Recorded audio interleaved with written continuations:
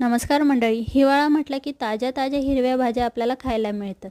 त्यातलीच एक भाजी आज मी बनवते. सुरुवात करूया आजच्या व्हिडिओला.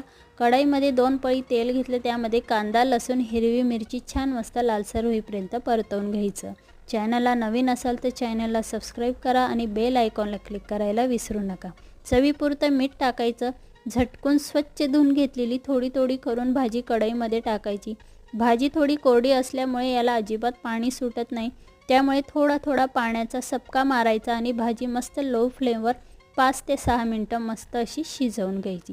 तर मंडळी, ही भाजी निसताना कधीही झटकून निसा, कारण की यामध्ये बारीक आळ्या असतात, त्या पूर्णपणे झटकून निघून जातात. तर भाजीसोबत मी मस्त गरमागरम अशी बाजरीची भाकर थापून घेतली, ताव्यावरती टाकली आणि मस्त अशी कडकडीत भाजून घेतली. तर मंडळी, आजचा व्हिडिओ आणि रेसिपी तुम्हाला कशी वाटली कमेंट करून नक्की कळवा.